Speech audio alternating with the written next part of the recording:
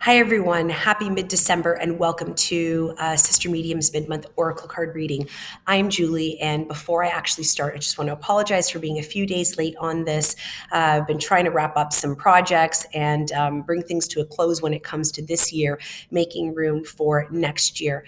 I cannot believe we're actually welcoming not just a new year, but a brand new decade. And I wanted to do things a little bit differently this month rather than focusing and asking what we need for the month to come and only that month to come. I thought we'd wrap up with the things that have happened in 2019. And so what I went ahead and did was asked my spirit guides for answers to specific questions. And I'm going to go through all of these cards, which I pulled from my favorite Oracle card decks. But before I do that, I want to run you down the list of questions that I asked. So the first thing is, what have I learned about myself? Following that is, what did 29 teach me about others? And then I asked about which chakra we should have been focusing on and which chakra we learned the most about. And of course, that happens internally. And then I asked, what do we need to let go of from 2019 so that we're not carrying it forward with us into 2020? Following that, I asked the opposite. What lesson from 2019 do I need to carry over into 2020? And lastly, I asked, where do I stand with my relationships, both personal relationships, professional relationships, relationships within our families? And to end, I'm finishing off with an affirmation card to kind of seal and affirm the things that have happened in 2019, whether it was a blessing or a lesson. There's a great affirmation card that was pulled to sum that up. So I'm going to go right ahead to the first card. And of course, I'll tell you which decks I used for each card. The very first one is Wisdom of the Hidden Realms. This is Colette Baron Reed. I love her oracle cards. All of her decks are fantastic, very easy to interpret on your own if you wanted to try your hand at them as well. Okay, the first card that I pulled was the Arrow Master, hitting the mark with intention and detachment. And the first thing I want to say about this is whenever an arrow comes up, it means you're going places. Okay, it means that you have a focus in mind. It means that you're heading in the right direction, as long as you have that intention. And one thing about arrows is they're also a representation of having your head and your heart in alignment. And when your head and your heart are aligned with your soul, you know that you're moving forward. Okay. The other thing about this is we focus sometimes on the negative. We focus on not hitting the mark or not ending up exactly where we want to be on the first try. And that's okay. You don't get from A to Z without going through all the little lessons in the middle. And sometimes it's more about the journey and the different things that we encounter along the way, more than it is about getting to that final place.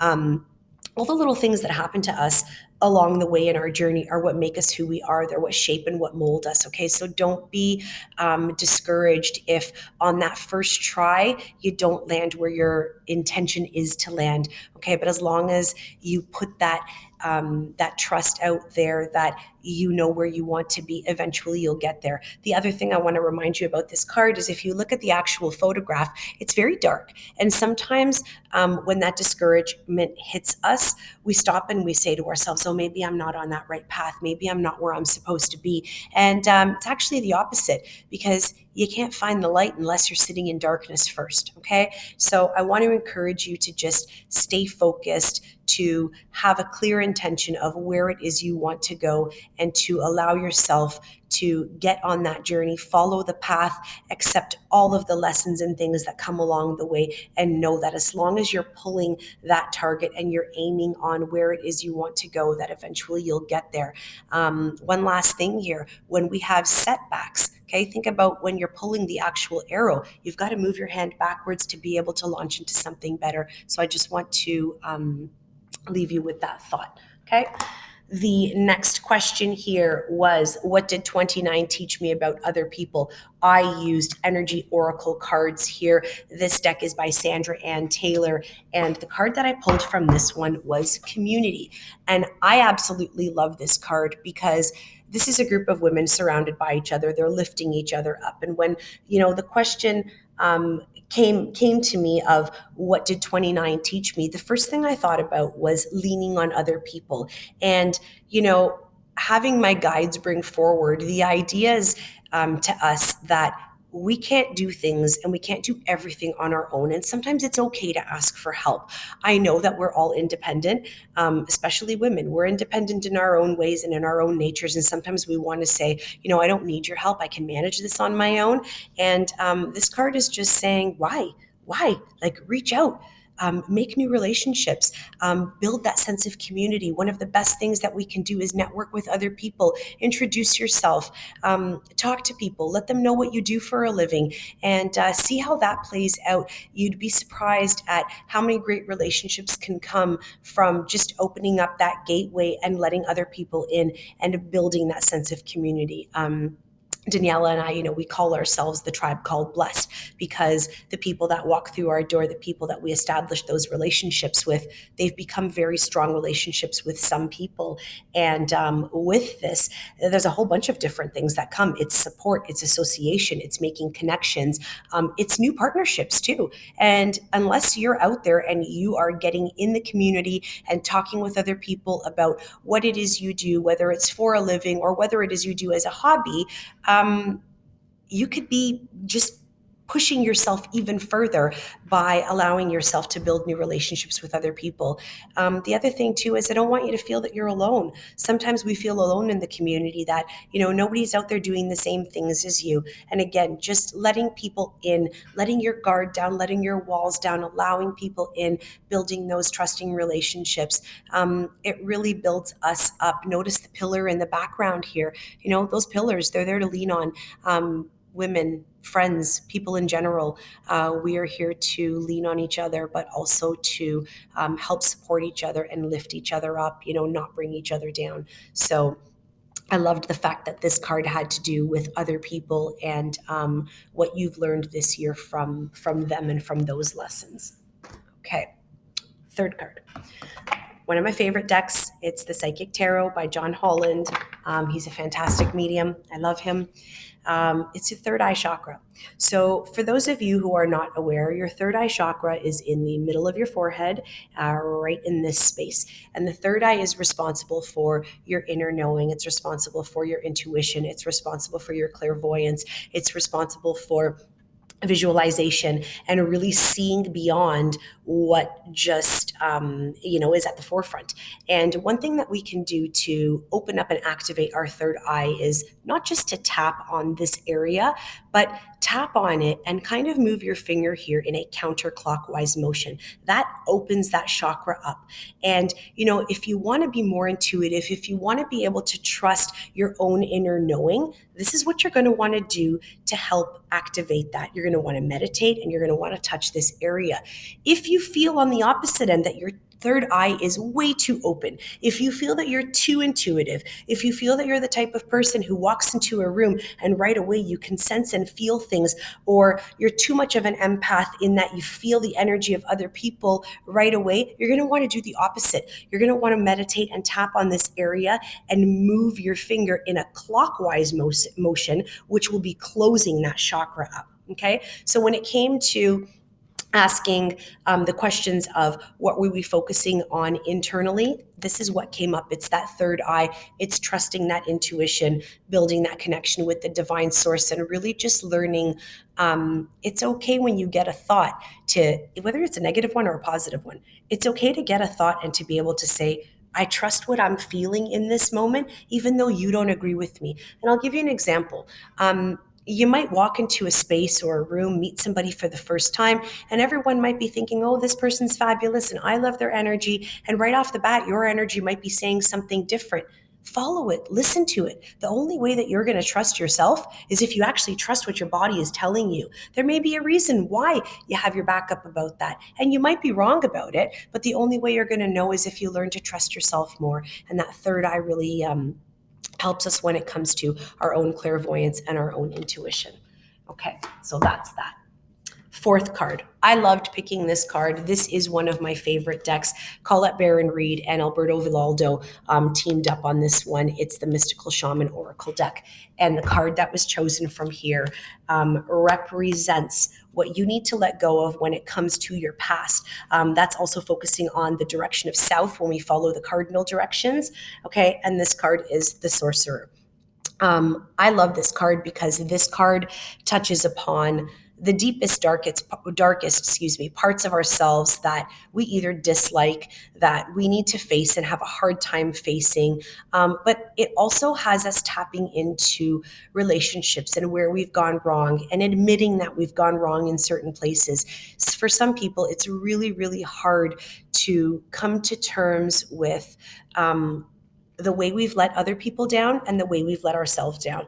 And our self-worth means so much to us, and so many of us judge ourselves so poorly based on one experience that maybe we just can't get past, or the notion or idea that we've hurt somebody. And we all hurt people. Sometimes it's non-intentional, and we hold ourselves responsible for that, and we bury it deep inside.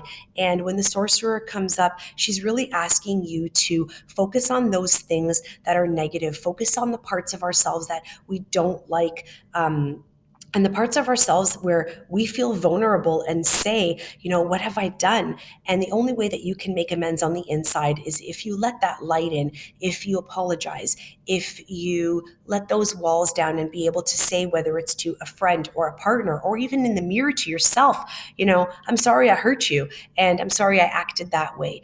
And to be able to release that, we need to release the pain that we're holding on to and the things about ourselves. That self-judgment, it's heavy. And in talking to a lot of clients, we punish ourselves way too much for judging ourselves. And again, intentionally sometimes, and sometimes non-intentionally. But we want to be able to get out of that deep, dark place and be able to step into a place of light. And the only way we're going to be able to do that is if we face issues, problems head on. Okay. So I'm going to leave you with that one. I loved that card. The other thing too about this one I'm going to actually tell you is change your way of thinking, trying to look at situations definitely from a more positive perspective. And, when something happens, say, what's the positive side of that as opposed to what's the negative? Why did that happen? Is there something positive that can come from this? Self-acceptance. Let's accept our flaws rather than punishing ourselves for them. Okay. Next card here. What lesson should I bring with me into 2020? And this is a great card because this card is all about confidence, okay? This right here is the King of Earth. And it's a little bit difficult because this deck is a very detailed deck, but in the deck itself, you'll see a rainbow, you'll see wings, you'll see the King of Earth right here, the Midas touch. Okay, this has to do with financial stability. It has to do with employment. And again, putting that intention out there that things are going to be okay.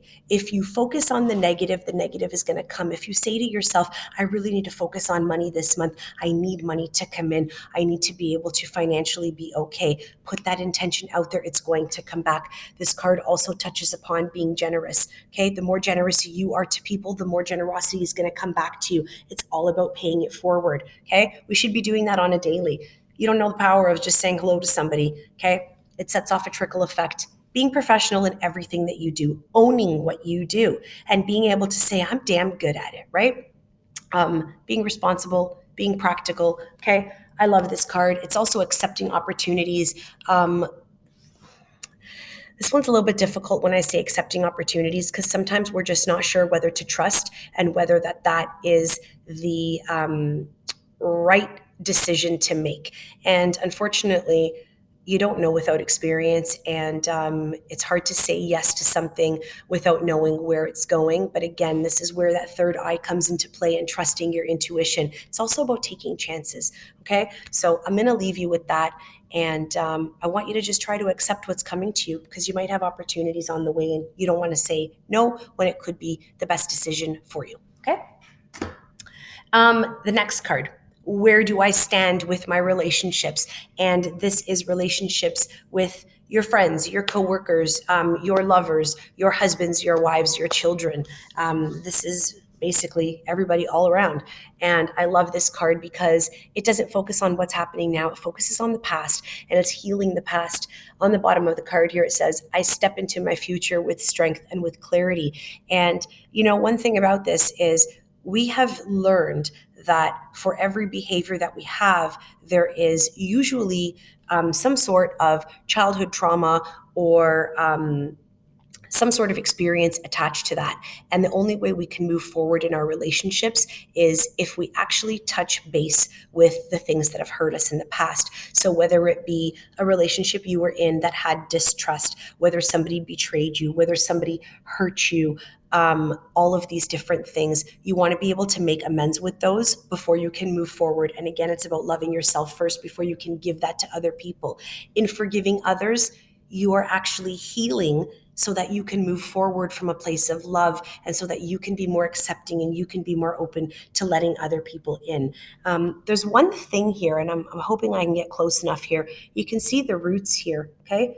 These roots are deeply embedded. And what that means is whether something happened 6 months ago, a year ago, 15 years ago, those roots are going to continue to grow and grow and grow and plant themselves further down and deep within your heart, unless you can really focus on that pain and focus on that hurt and learn to forgive all the different ways that those people and those relationships have hurt you in the past. And of course, what I love about this card and what's so positive about it is around all these deeply embedded roots are a bunch of different seeds.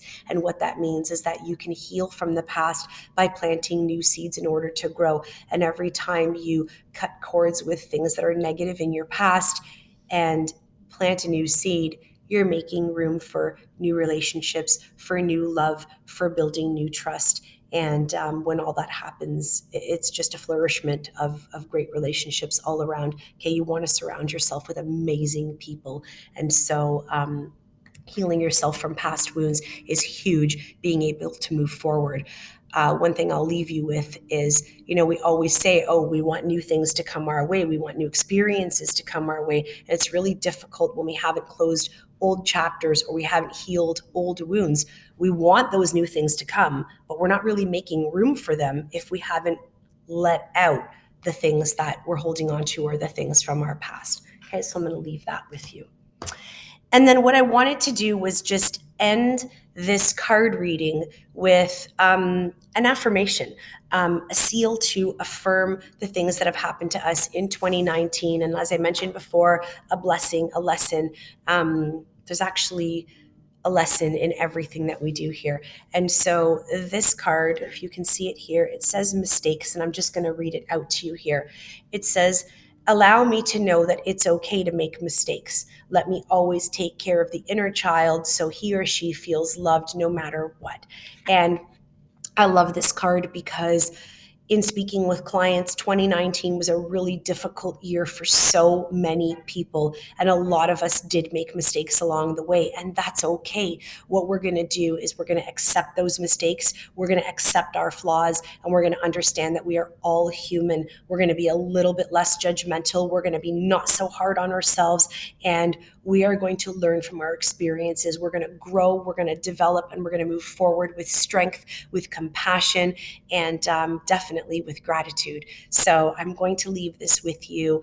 I want to thank you for tuning in every month to what Daniela and I have to relay from our guides, from our angels, from Divine Source.